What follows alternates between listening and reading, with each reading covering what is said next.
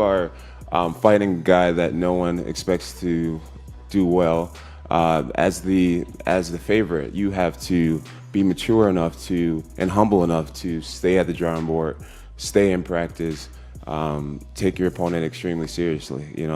I take Anthony Smith extremely serious. He has 40 fights. He has double the experience I have, and we're going to treat him like that type of person, despite how other people feel about him. And he'll get my undivided full attention.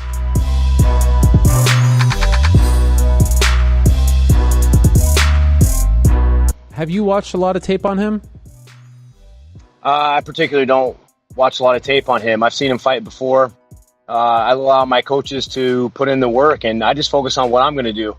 I know what his capabilities and what his best assets are. I know him. I can see him. I've seen him. I can feel it. So it's almost my time. I believe I put my trust in my coaches. That's where my outward focus goes when I look to figure out an opponent. I let my coach Eric Del Fiero, the head coach at Alliance, figure that stuff out for me, and let my coaches just put me into the mission of what I'm going to do, what I'm going to implement my game plan, and we're going to run right through them. Based off of what you have seen from him thus far, are you impressed? Yeah, of course. I respect everybody who steps inside the octagon. Do I feel like he's got what it takes to beat me? Absolutely not. Of course, I'm always going to be headed one way. My opponent's going to be headed the other way, and we're gonna collide. I feel like if we collide, he's going to feel the steel, and he's an aluminum type car, and I'm going to run right through him, like I said. So I'm very grateful for the opportunity to fight such a talented young man, a Russian, somebody I've never really fought before, and his style. So I'm looking forward to the challenge, and I'm going to welcome it, and he's going to really feel what it's like to be in there with somebody like me.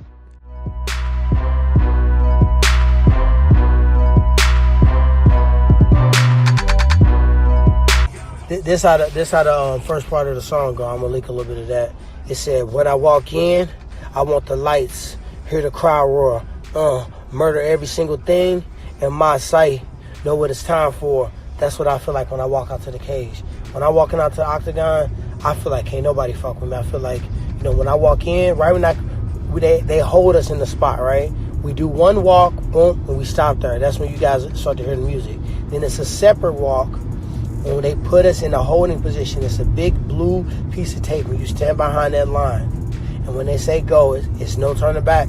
That's when we walk out. That's when we first see you guys. That's when we first hear the crowd. And that's when the lights are going. That's when they playing your music. And you can see, all I see is the guy that's about to put Vaseline on my face, check my nails, ask me if I got a cup, show him the mouthpiece, you know what I mean?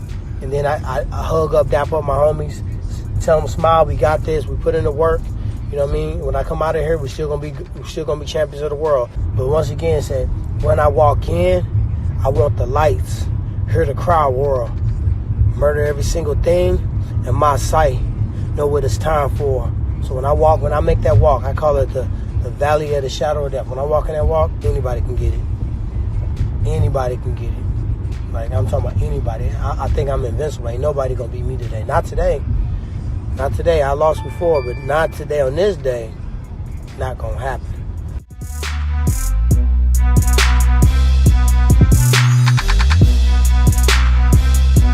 So how do you feel about Max being your opponent for this title fight?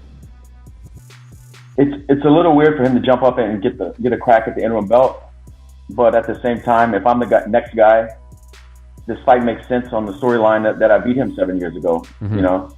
His first fight in the UFC, and look what he's done since then. He's defending his belt. He's undisputed world champion at 145. He beat arguably one of the best featherweights in the world twice, stopped him twice.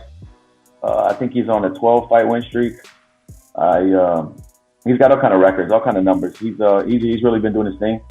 And, I've been a fan of Max since we fought. And this isn't that same fight. This is a completely different fight. And I'm excited about it. I'm excited for the challenge. Like I said, I honor this, man.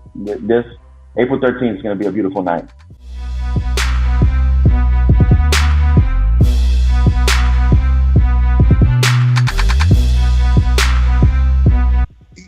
When they made this announcement, to me, it seemed like they were pointing towards potentially doing a rematch with Khabib and Conor. If they were offering a fight with Ferguson, for the interim title against Max Holloway, because those are the rumors I was hearing.